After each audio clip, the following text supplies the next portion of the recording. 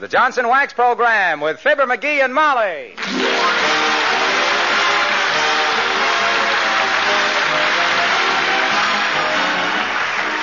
The makers of Johnson's Wax products for home and industry present Fibber McGee and Molly with Bill Thompson, Gail Gordon, Arthur Q. Bryan, B. Benaderet, and me, Harlow Wilcox. The script is by Don Quinn and Phil Leslie. The music by the King's Men and Billy Mills Orchestra.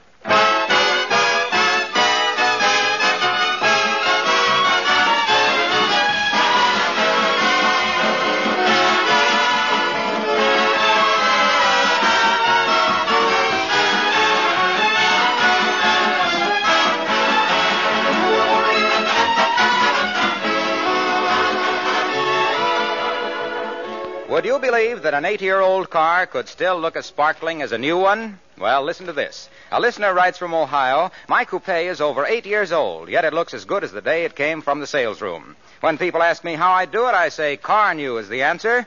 Well, now, of course, we're always glad to have folks praise Johnson's Car New. And if you try Car New yourself, you'll be mighty pleased at the beautiful polish it gives your car. And you'll be surprised, too, when you find how easy it is to use. There's no hard rubbing with Car New. You simply apply this special wax-fortified liquid with a cloth. Then you let it dry to a white powder. When you wipe off this powder, all the dirt and dullness disappear with it. And your car is not only clean, but beautifully polished, too. You see, Car New does not one, but two jobs at once. It both cleans and polishes in one application. Why not shine up your car with Johnson's Wax-Fortified Car New? It's spelled C-A-R-N-U.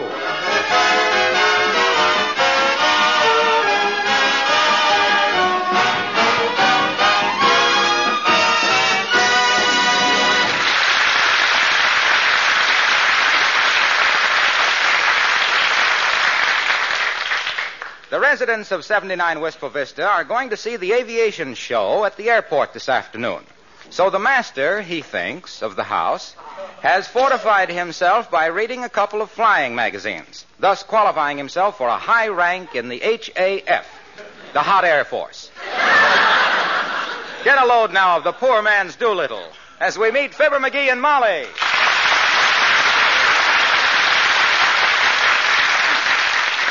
Then when you release the brakes, check the oil pressure, and set the altimeter, you taxi to the end of the runway. Now, wait a minute. Huh? It's taken you 45 minutes to test the controls, fill up with gas and oil, and study the map. Have you kept that taxi waiting all this time? My dear girl, I see you're rather unfamiliar with pilot talk. Taxiing means to run the plane along the ground. That's for me, then. The firmer we stay on Terra, the better I like it. You know I get airsick wearing a new pair of high heels or walking over a thick rug. Well, you better get over that, Tootsie. This is the age of flight. My gosh, one of these days we might own our own little helicopter. Who knows? I do, and we won't. And it isn't helicopter. It's collyheapter. Okay. Anyway, if we do get our own polycopter, my fishing trips will be cut... No, not polycopter, dearie. It's helipopter. Oh. What did I say, pellyhookter? I meant hulipopter.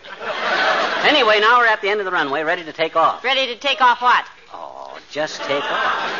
That means get the plane into the air. You know what airborne means. Certainly, that's when the stork brings you.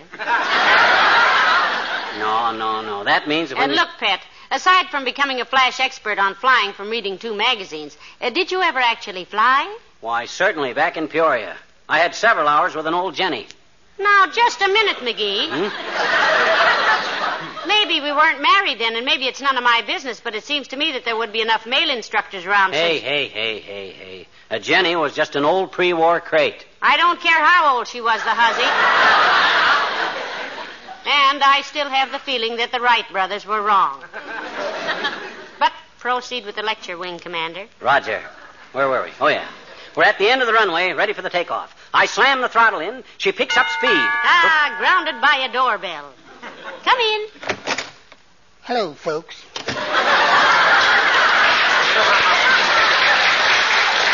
Hi, Wimp. You going to the air show at the airport this aft? Oh, yes, indeedy. Are you? Oh, yeah, we have our tickets, Mr. Wimple. Himself here's all hopped up about it. We've flown in and out of more hangars this afternoon than a rented tuxedo. You flew much, Wimp? Well, no, Mr. McGee. Though I've built just scads of model airplanes. Oh. But believe me, I'll never do that again. Why not, Mr. Wimple? Lose interest? No, Mrs. McGee. But last week, just as I was finishing my latest model, Sweetie Face walked in.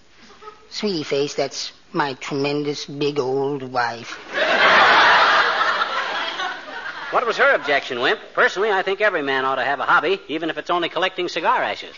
What happened, Mr. Wimple, if the memory isn't too painful? Well, I was just sandpapering the vertical stabilizer when Sweetie Face walked in and said, "What model is that, stupid?" And I said, "Hellcat." And the next thing I knew, a doctor was taking 5 inches of fuselage out of my empennage.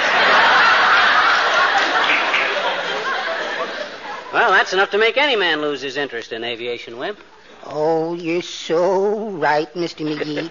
But Sweetie Face insists on going out to the airport to see the show. She used to be a stunt flyer herself, you know, before her accident. Accident, Mr. Wimple? Yes. She tried to fly through a railroad tunnel once without checking the train schedules. My gosh, a thing like that could be seriously fatal, Wimp. Has she done any flying lately? Not since last summer, Mrs. McGee. And then she made a 3-point landing in a haystack with a parachute. Horse feathers. How could she make a 3-point landing in a haystack? She landed on a pitchfork. Made quite an impression on her, too. Well, I've got to be going now, folks. Goodbye.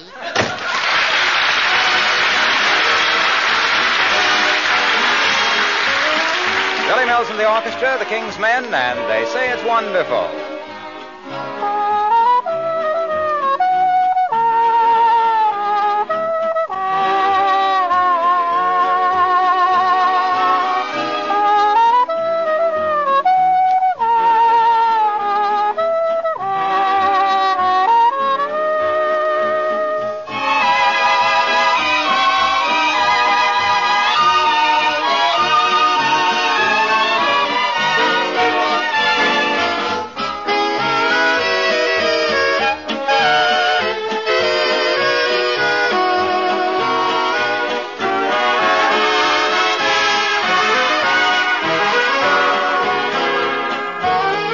They say that falling in love is wonderful. It's wonderful, so they say.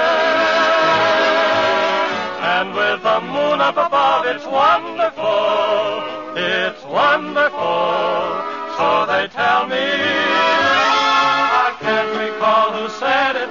I know I never read it. I only know they tell me that love is grand.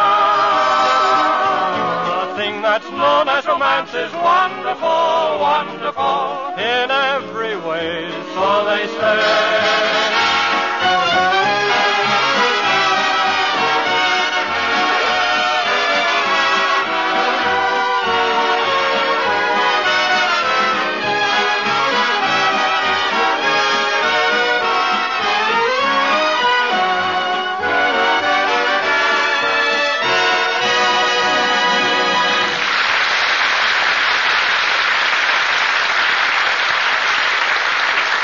Hey, Molly, have you seen the tickets to the aviation show? Yes, dearie, they're right there on the piano. Is it time to leave already? I don't know. What time is it? About 1:30. Oh, we got loads of time. Well, now, I don't want to miss anything. They say there's going to be a stunt flyer out there who flies right past the grandstand upside down. Ah, kid stuff. I flew upside down on my second lesson. Yeah, but this man does it on purpose. I done it on purpose, too. If I'd have stayed with it, I'd have been one of the hottest pilots in the country. My goodness. Flying must be a thrilling business. It is. But I suppose you have to be an expert on meteorology. You sure do. Also weather conditions. I was an expert on that, too. I knew every type of cloud formation there was. Cirrus, cumulus, altocumulus, cirrostratus, and Stradivarius. I thought Stradivarius was a violin. It is, and when you see that kind of a cloud, you want to quit fiddling around and get back to the field. I mind one time. I wonder who that could be. Oh, it's Mrs. Carstairs. Control tower to Flying Fortress. Come in, Fortress. How do you do, Mrs. McGee? Come in who, Mr. McGee? You was just practicing a few aviation expressions, Millicent. We're going to the show at the airport this afternoon. It'll be old stuff to me, of course, Carsty, though Molly might be amused by it. I used to fly a bit, you know. Indeed. What type of flying did you do, Mr. McGee? Military? Oh, no, just barnstorming, Carsty, acrobatics and stuff. I'll never forget the time I was flying over Lake Michigan and had to hit the silk. Good heavens. You mean you had to use your parachute? No, I was flying in my bathrobe and dropped a lighted cigar in my lap. I had to slap the bejunior out of myself to put out the sparks. McGee, tell Millicent that little adventure you had when you were doing the skywriting. I don't remember anything like that. Well, heavenly days, think up something. You're slipping. Okay. Well, Sir Carsty, there I was. I'll never forget the time I was doing some skywriting over the city of Cincinnati. My first and last skywriting job for Champwell's Choo Choo Chewing Gum. What happened, Mr. McGee? Or do you need more time? No, I got it. Well, sir, I wrote Champwell's Choo Choo Chewing Gum all over the Ohio sky that day, not knowing that my rudder was loose and the letters come out all crooked. That's why Champwell refused to pay me off. I don't get it. Well, I was supposed to be advertising Champwell's gum, and it come out all wriggly.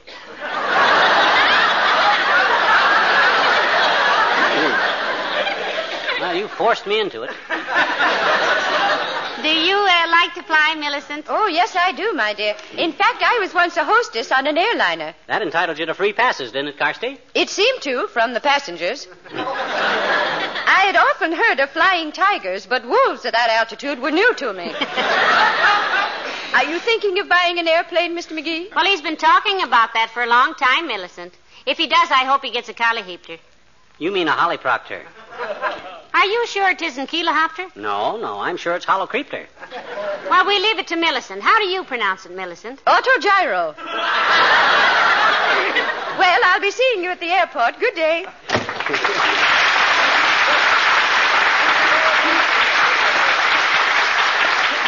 Autogyro, huh? Is that the same as a Polyhopter, McGee? No. An autogyro has the vertical flap attached to the retractable cowling. Oh. Yeah. That makes the center of gravity adjustable by giving it the left rudder when using the trim tabs. Give me a pencil and I'll draw you a rough sketch of it. Don't bother, dearie. I was merely trying Hello, folks. Oh, hi, Junior. You going out to the aviation show at the airport, Mr. Wilcox? No, I wouldn't miss it. I love airplanes. Are you thinking of taking up flying, pal? What do you mean, taking it up? My gosh, I was a pilot years and years ago. Why, when Jimmy Doolittle gave me them flying lessons, he looked at me and says, "A natural," he says. When was this, McGee? One day out behind the hangar. We were playing a little game where you take a couple of... Oh, you mean, when did Doolittle give me flying lessons? Yes. Yes, when did he? Oh, that was some time ago. That was way back. Well, what time is it now? Oh, about 1:30. Oh.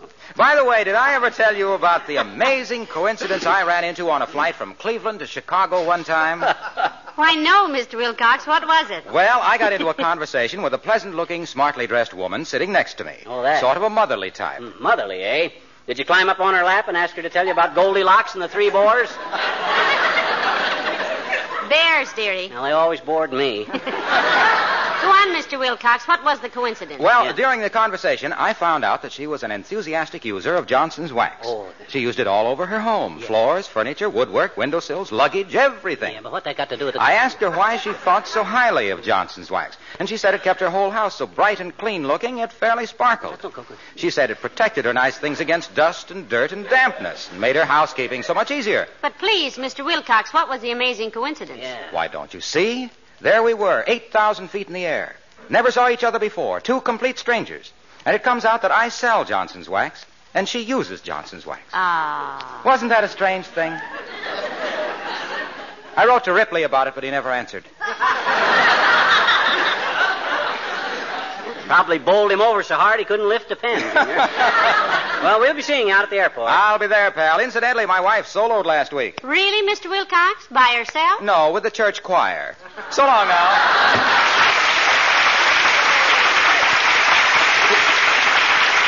You know, Molly, I hope to have some private planes out at that show at reasonable prices.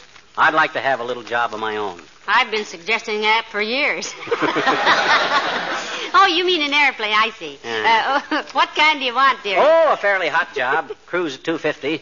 One with reversible propellers so I could back up if I overshot the landing field. 4-seated model, 2-way radio, and radar. Something around $900 delivered. I mind one time... Come in. Oh, hello there, Dr. Gamble. Do come in. Thanks, Molly. Hello, Bucklewort. Hi, a fever chart. Going out to the air show this aft? I might, though I'm a little tired of flying. With all the medical conventions I've flown to this year, I've taken off on more runways than Gypsy Rose Lee. And with much less applause. Himself here used to do a little flying himself, Doctor. A likely story. Why, he wouldn't get into an elevator without a complete weather report. Oh, yeah? Yeah. I was one of the first pilots in this country, Thermometer Puss. And before they had all those sissy instruments, too. I learned to fly by the seat of my pants, and that was a big thing in them days. In your case, it's a big thing now. Now, just a darn minute, pill pusher. If you knew as much about medicine as I know about aviation, you'd be in jail for malpractice right now. Wait a minute, is that what I meant? Now, look, boys, and I do mean boys, because you both act like you were playing hooky from the 3rd grade. Why don't you two stop insulting each other and act like grown-up men? My dear, you're quite right. My apologies, McGee. If you say so, you are the greatest airplane pilot who ever lived. You could set a constellation down on a badminton court and do 8,000 consecutive outside loops in a concrete glider. Thank you, Doctor. I have a high opinion of you also. I think you're probably the finest physician who ever shook down a thermometer instead of a rich patient. Thank you, my boy. I hope I'll have the great privilege of seeing you fly sometime. Thank you, Doctor. I hope that sometime I may honor you by letting you x-ray me with my clothes on. I know you wouldn't take unfair advantage by diagnosing my wallet. Thank you. I sincerely trust that you... Oh, for goodness sake, stop it. This is worse than the other way. Go ahead and call each other names. Okay. Look, Melon Belly. You say you were going to be out at the air show? Why, sure, ground loop. And if you're going to prowl around those airplanes, let me give you a little advice. What's that, Doctor? Don't walk into any whirling propellers. They'll give you a splitting headache. See you later.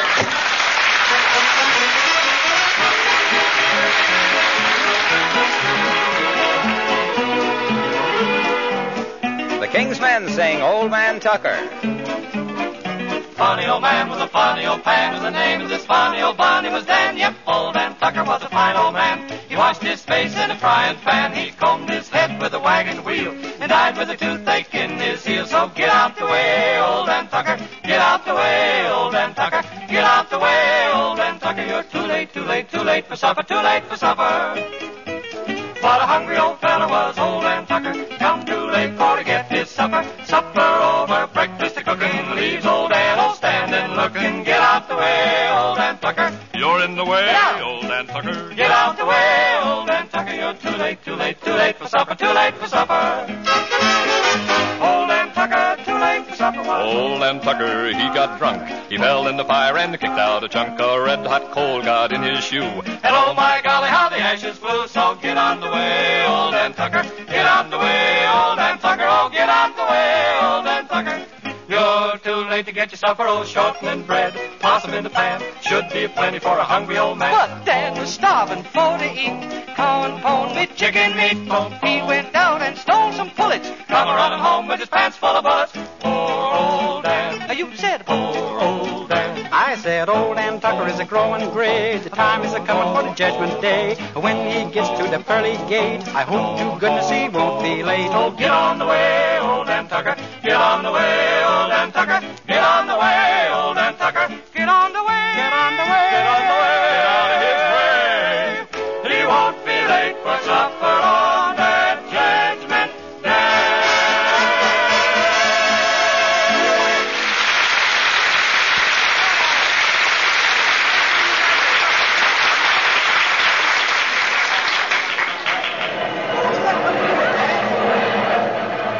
Oh, my goodness, isn't this exciting, McGee? Yeah. Look at that man getting into the plane with the knapsack on his back. Is he going camping or something, dearie? That's a parachute, kiddo. I ever tell you about the time I made the parachute jump and couldn't make the release cord work? Fell 7,000 feet and then realized I was yanking up my necktie. I'll never... What's the matter, Molly? What's the matter? McGee. Huh? Did you bring the piano with you? Piano? Why should I bring the piano? The tickets are on top of it. Oh, no. I got the tickets. Got them right here in my hat. Come on. Let's go over where we can see things. One side, folks. Let's do there.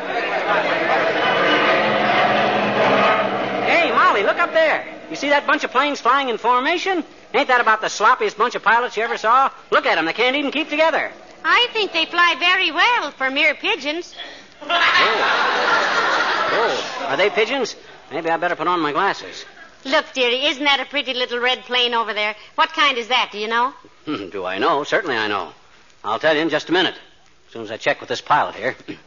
Hey, Bud, you work here? Yes, I do. I'm chief airport engineer. Why? That little red ship out there, the one they're all looking at, that's one of those... P-87. It's radio controlled. That's what I thought. You see, Molly, it's radio controlled. Isn't that wonderful? You mean it flies alone without anybody in it? That's right, lady. We're going to demonstrate it in a few minutes. It's a regular pursuit ship. We just converted it to radio control. Sure. You see, Molly, they converted it. Radio control. That's the control tower over there. We fly it from there. Control tower over there, Molly. Fly it from there. My goodness. Is it safe, sir? I mean... With those controls on it, lady, it can't go wrong. Why, it's as safe as a hammock. Safe as a hammock, Molly. Sure, you see... Oh, hi, Latriv. Oh, Mayor Latrivia, so nice to see you. Hello, Molly. McGee, looking over the planes, are you? Yep, haven't bought anything yet, but we may decide to. You flying today, Latriv? As a passenger only, McGee. I'm not a flyer, and I long ago admitted it. You did try it then, Mr. Mayor. Years ago, Molly, but I never had any talent for it. I'm a politician, not a pilot. When I set my Curtis Jenny down in Lake Dugan one night under the impression it was a vacant field, that sold me. A man should stick to his last, I always say. How was that again, Latriv? I say a man should stick to his last. His last what, Your Honor? What? Now, look, I merely said that You said a man should stick to his last, but you aren't being logical. If you'd stuck to that last plane of yours, they'd still be dragging Lake Dugan for you, and they... I didn't say a man should stick to his last plane. I said Oh, yes, you did, Your Honor. Yes, you said it just as plain as anything. I didn't mean I didn't say it plain, distinctly. I meant plain, P-L-A-N-E, and the phrase sticking to your last is an old cobbler's expression that means... that's for me, boy, I love it. What's your favorite, Latriv, apple or peach? Apple or peach what? Cobbler. I make a strawberry cobbler that McGee says is I the was best. not talking about food. I meant shoemaker. You mean Eddie Shoemaker that runs the hamburger joint on Oak Street? My gosh, he serves the worst cobbler in town. I ate there once. I did not mean Eddie Shoemaker. I meant any shoemaker. Didn't you ever hear of a shoemaker being called a cobbler? No, but if my shoemaker doesn't get my evening slippers back this month, he'll be called worse than that. You know, he's had them so long that Look, please, let's get this straightened out. My original statement was that man should stick to his last. That's what I first said. That's right, Your Honor. The first thing you said was last. Right. Now then, the expression I used is a very old one, which means that a man should do what he can do best. Do I make myself clear? Sure, but why try to drag old Eddie Shoemaker into it? Just because he serves lousy apple cobbler is no reason... I was not dragging cobbler appler into... Eddie Shoestickler was... Look, when I said that a plane first, a stick should last to... When I landed in Dugan's car, the pond... You said it was... I was the one who... And it wasn't...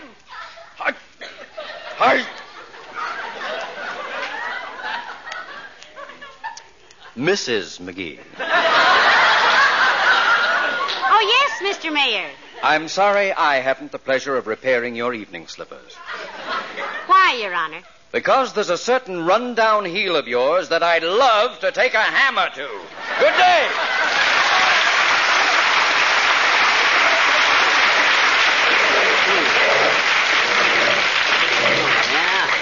A run-down heel, am I? I'll show that baby kisser, that two-bit politician, which of us is smartest, and I won't land in Dugan's Lake, too, either. McGee, what are you going to do? Come back here. I'll show him if I can fly or not right now. I'm going to fly that little red plane. What do I care if it is radio-controlled? Don't go away, Bonnie. Don't go away. I'll be right back. McGee, now don't get into that plane. Heavenly days you might... McGee. Who's that guy that just got into that plane? He can't do that. That's a government plane.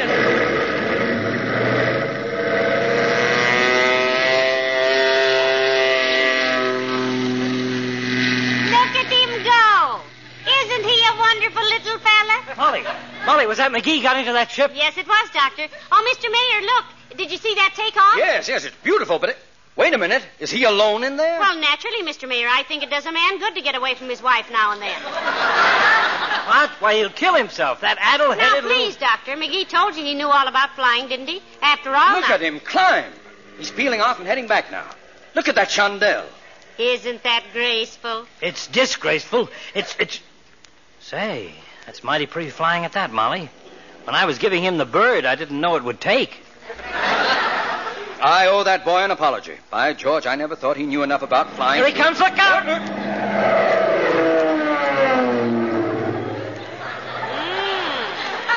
He was a little low, wasn't he? Yes. Pick up my hat, will you, Doctor? I'm afraid to take my eyes off him. Pick it up yourself. I'm afraid to look away, too. He's circling again. My goodness, isn't that lovely flying? Here he comes for a landing.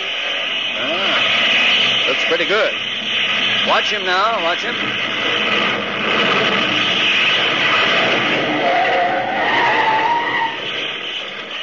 Marvelous. Amazing. Come on, let's get over there. Yeah. Hurry up. I hope he's all right.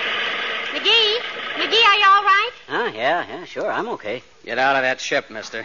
You got a lot of crust taken off a government ship without... Okay, old Bud, okay, Bud, relax. No damage done. McGee, that was wonderful flying. By George, I never thought you could do it. Huh? Should we tell him, Molly? Yeah. Yeah. That plane is radio controlled, Doctor. Yeah, you thought I was flying it. All the time it was being controlled from the tower over there. Now, look here, mister. You'll have to come over to the office with me and do some... And I want to talk to your officials, too, Buster. That was a very sloppy landing you guys made with this ship. You better check those controls and get... Sloppy landing we made? Why, those radio controls aren't even connected yet. That was your landing, mister. Oh, well, in that case... What? You mean I was flying it all the time? Yes, and that's a very serious... Pardon me, madam. I think your father has fainted.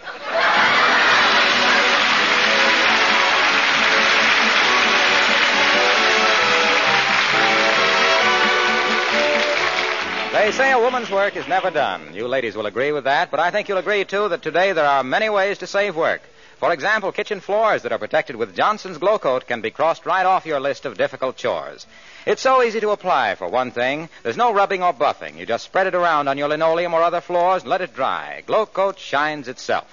In 20 minutes, you have gleaming floors that you can be proud of. And that's only one of the ways Johnson's Glow Coat saves you work.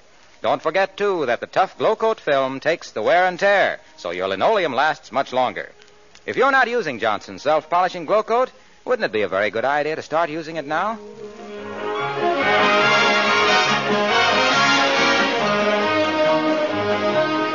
Oh, McGee, I'm still shaking like a leaf when I think of you up there in that plane, all alone, flying it yourself. Oh. Now, relax, kiddo. The only thing that embarrassed me was when my trousers slipped off afterwards. How on earth did that happen? Well, that plane wasn't fitted out for a pilot. There wasn't any safety belt. What I unfastened was my own. Good night. Good night, all.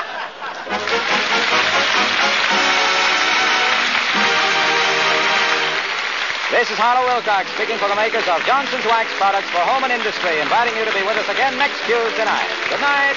This is NBC, the National Broadcasting Company.